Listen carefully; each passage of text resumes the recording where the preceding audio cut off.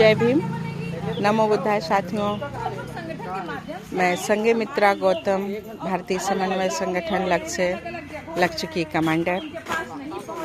आप सभी भाई बहनों का बहुत स्वागत। आज बाराबंकी जिले के जरुआ गांव में हम अपनी टीम के साथ में उपस्थित हुए हैं और यहाँ हमने सुबह फ़ोन किया था। विमल नाम का एक बच्चा है, यूथ कमांडर है, लक्ष्य कमांडर। तो उसने कहा ठीक है आप आइए, और यहाँ पर हम सेकंड टाइम आए हैं। एक बार आ चुके हैं और अभी पूरे गांव में हम लोगों ने घूम करके कुछ महिलाओं को भी बुलाया है। और गांव ज़्यादा बड़ा नहीं है, छोटा गांव है और गौतम समाज के ही लोग इस गांव में निवास करते हैं। ये आप देख सकते हैं, ये रोड है, अंदर के गांव के लिए रोड गई हुई है। और ये जरुआ है और ये फतेहपुर तहसील बाराबंकी में ये आता है गांव।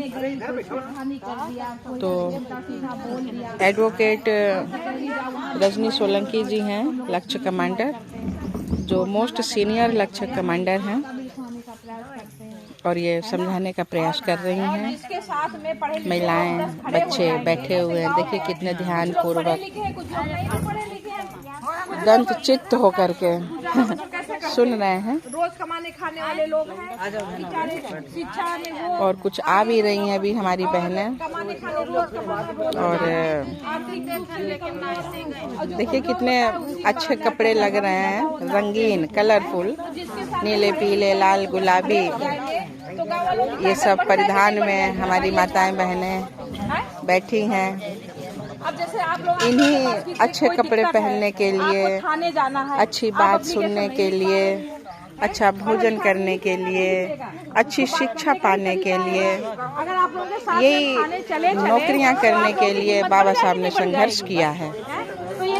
और उसका ये परिणाम है कि ऐसे ही सभा करके हम अपनी माताओं बहनों को, बच्चों को, बुजुर्गों को इकट्ठा करके समझाने का प्रयास करते हैं।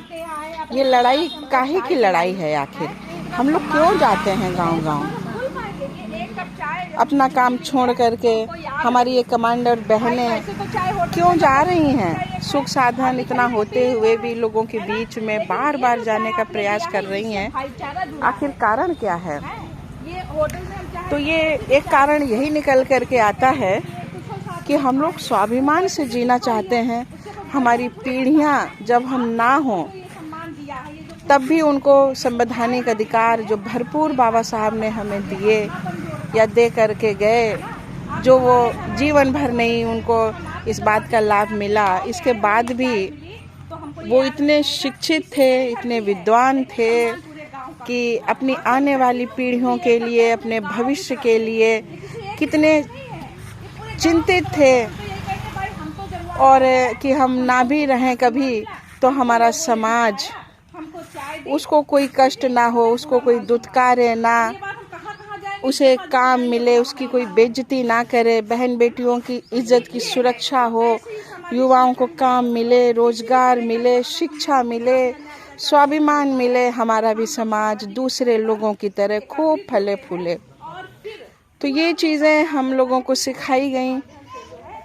डॉक्टर खजान सिंह जी, जो लक्ष्य संगठन के संस्थापक, 25 सालों से जिन्होंने जी तोड़ मेहनत की इस संगठन को बनाने में, चलाने में, हम सबको निकालने में, आज उसका ये सुखद परिणाम है कि हम लोग प्रेरित हुए, इंस्पायर हुए और ये सोचा कि अगर कुछ नहीं कर सकते हैं तो इतना तो कर सकते हैं कि अपने घर के, अपने शहर के आसपास के गांव में जा करके अपने समाज के लोगों को इकट्ठा बिठा करके उन्हें डॉक्टर अम्बेडकर की वाणी को बताएं, महापुरुषों की वाणी को बताएं और संविधान में क्या हक दिए, क्या अधिकार दिए हैं, इन सबको हम बताएं। अपने छूटे हुए भाई बहन, अशिक्षित भाई बहन, बेचारे उपेक्षित, दरिद्र, बहुत कष्ट होता है इनकी दशा देख करके, इनकी हालत देख करके। अभी सीतापुर जिले में कम से कम 10 दलित परिवारों के घर बुलडोजर से गिरवा दिए गए। ये कह करके कि वो तालाब की जगह पर बसे हुए थे, जबकि इसके पहले सरकार ने ही उनको घर आवंटित किए थे। इसके बाद भी उनके घर गिरवाए गए, वो आत्महत्या करने को मजबूर हैं। ये ऐसे बार बार हमारे समाज के साथ में ये एक घटना नहीं है, इसको बार बार रिपीट किया जाता है। सत्ता में बैठे हनक में और अहंकार में डूबे हुए लोग जो संवेदनहीन हैं, उनके द्वारा ये सताना, उनको प्रताड़ित करना, ये सब कहाँ से उनके दिमाग में आता है मुझे नहीं मालूम। और क्योंकि हम लोग संगठित नहीं हैं और इसीलिए ये लक्ष्य संगठन सबको संगठित कर रहा है, एक कर रहा है, ताकि कहीं भी यूपी में या पूरे देश में कोई ऐसी घटना हो तो हम लोग सड़कों पर आ सकें। इसके लिए ये लक्ष्य संगठन बार बार गांव-गांव में जाता है।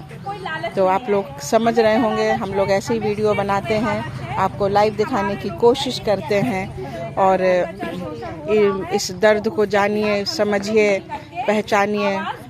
आगे मिलेंगे। अभी हम शायद एक गांव और जाएं, पलटूपुर गांव है, वहाँ पर भी हम एक बार हो आए हैं, तो वहाँ पर भी जाने की सोच रहे हैं।